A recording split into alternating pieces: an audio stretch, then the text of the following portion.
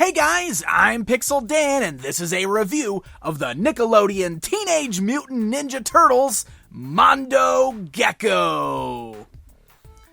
That's right, Mondo Gecko was one of my favorites in the original toy line, and I was very excited to see him return in the Nick cartoon series. So needless to say, I was pretty excited to get this guy in action figure form. So let's check him out. As you can see, he comes in that Nick Turtles blister card packaging, fully showcasing the action figure within. And when you rotate that box around to the backside, we get a bio for Mondo Gecko along with an image straight out of the cartoon series. And down below that, we get a look at several of the other Nick Turtles action figures from Playmates Toys. Alright, so let's go ahead and take a look at this guy outside of the packaging.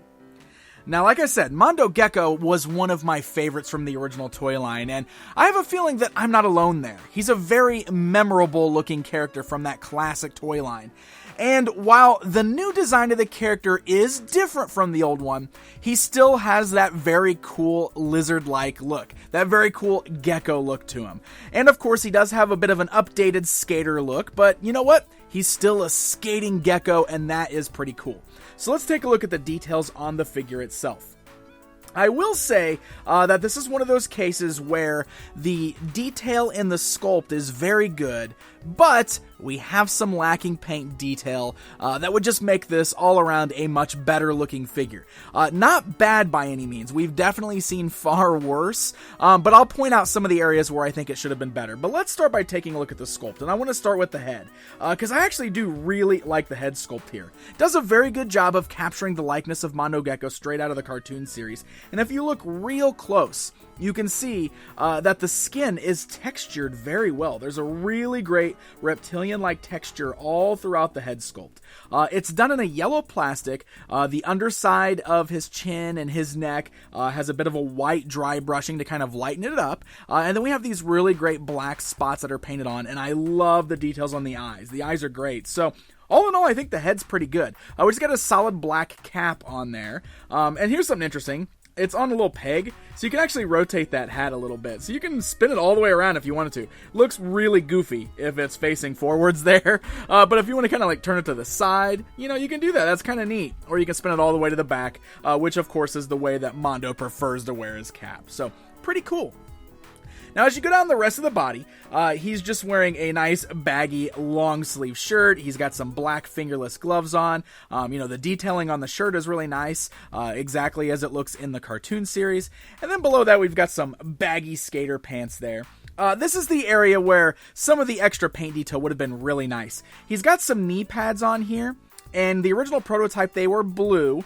So you can see that they just got the straight black plastic treatment here. There's no paint detail whatsoever until we get down to the socks and the shoes. And the shoes are just a straight blue. If we had some extra detail, like the blue on the knee pads and some white details on the shoes, I don't know if you can see it, it's kind of hard, but there's a lightning bolt actually sculpted into the side of the shoe there. So if this was painted white, we had some nice white laces, the blue knee pads, it would have looked way cooler. Same up here, the elbow pads are also just a solid black. So those would be some areas where some extra paint detail would have really made quite a bit of difference. If you look at the back, we've got the tail sticking out here, and again, it's unpainted, just a piece of yellow plastic. If this was given the same treatment as the head, with the black spots and the white underneath, would have looked a lot cooler. So, definitely some areas where the paint detail is not as nice as I would like to see it. It definitely suffers a bit from the original prototype, which had all of those details painted. But the sculpt, still very good. I really like the look of this figure. Articulation is very basic, but what we've come to expect from the line.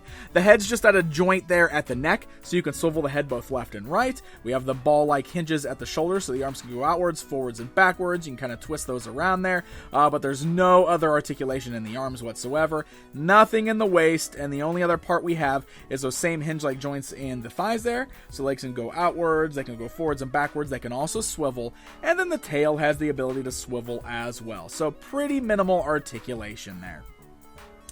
Mondo comes with one accessory, but it's the only accessory he really needs, which is his skateboard. Skateboard's pretty plain, just red plastic, yellow wheels. The wheels do roll, so that's very nice. You can see you get it on a nice hard surface, rolls pretty good. It has one foot peg on there, so you can really put that on either foot that you'd like, and that way you can get some poses with him on his skateboard, which of course is essential. Now, of course, his articulation is limited, so you're not going to get a lot of really spectacular poses out of him, very much like the vintage figure. But you can find some ways to kind of play around with it, get some neat poses. He can also hold onto the skateboard in either one of his hands. He gets a nice tight grip on it, so that's pretty cool as well. This is another instance where I think it'd have been really cool to get some added details on the skateboard. If at the very least this came with some stickers that we can stick on there like the vintage one, just plastering this with stickers would have made all the difference. Would have been really, really cool. As far as the scale of the figure, he stands just about the same size as the turtles. You can see he's a little bit taller than Mikey, who is the shortest of the turtles. So pretty good on that front. Alright guys, it's comparison time.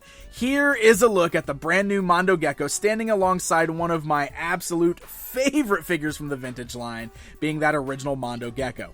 Now, the styles were very different on these, as you can see. So, the new one does still do a good job of staying true to the cartoon series. A little bit of extra paint detail would have made all the difference, but it's pretty cool seeing these two standing side by side there, just to see the two differences between the detail in them. So there you go, my friends. There is a look at the brand new Nick Turtles Mondo Gecko action figure.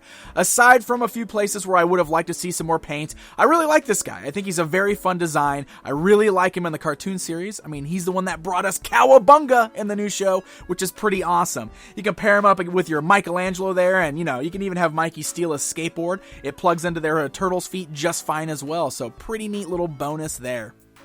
Mondo Gecko is already hitting store shelves. He's a bit harder to find, but do a little bit of hunting, and hopefully you can track him down.